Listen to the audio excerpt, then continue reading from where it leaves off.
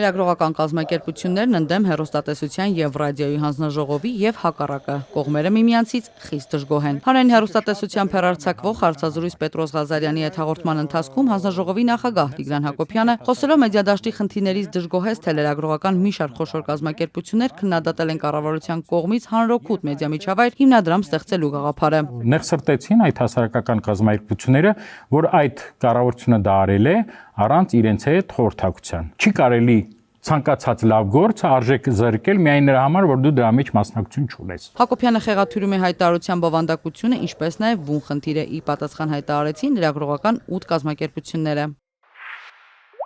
Իրականում հայտարարության իմաստն այն էր, որ եթե պետությունը որոշել է ձևավորել հանրօգուտ մեդիա միջավայր հիմնադրամ, ապա դրանից օգտվելու իրավունք ու հնարավորություն պետք է ունենան բոլոր տեսակի լրատվամիջոցները, որոնք պատրաստ են ստեղծել մշակութային, կրթական, մանկական, մարզական եւ այլ հանրային նշանակություն ու հետաքրքրություն ունեցող բովանդակություն։ Հայտարարության տակ ստորագրած Խոսքի ազատության պաշտպանության կոմիտեի նախագահ Աշոտ Մելիքյանի կարծիքով Տիգրան Հակոբյանը զբաղվեց նրանով, ինչն իր իրավասությունը չէ։ Նա նկատեց, որ Հակոբյանը սկսել է հաճախ անդրադառնալ հասարակական կազմակերպությունների գործունեությանը, մեղադրելով, թե թերանում են լրագրողական միջավայրն առողջացնելու հարցում։ Ես այստեղ կասեի, որ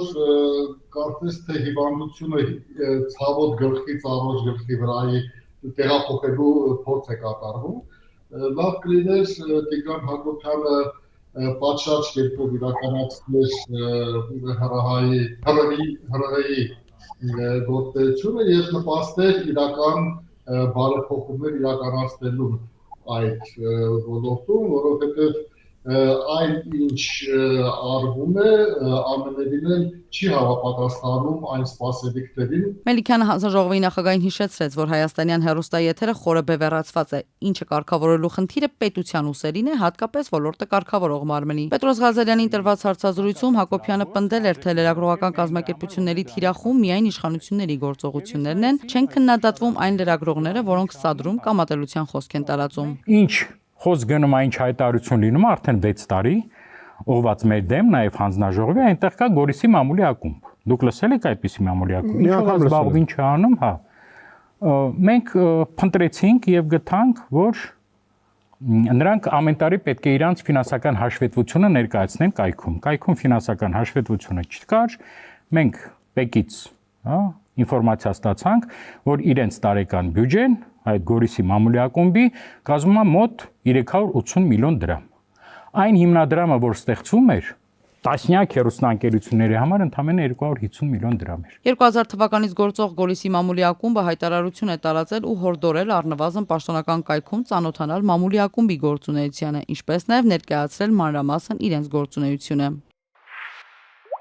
Հեռուստատեսության ռադիոյի հանձնաժողովի նախագահի կողմից հանրային հեռուստաընկերության եթերում հնչեցված պնդումները, որոնք հիմնված են ապատեղեկատվության եւ թերի իրազեկվածության վրա, կազմակերպությանը թույլ օղակ ներկայացնելու եւ թիրախավորելու փորձը դատապարտված է անհաջողության։ Միջազգային դոնոր կազմակերպությունները, որոնք որ դրամաշնորհները տրամադրում են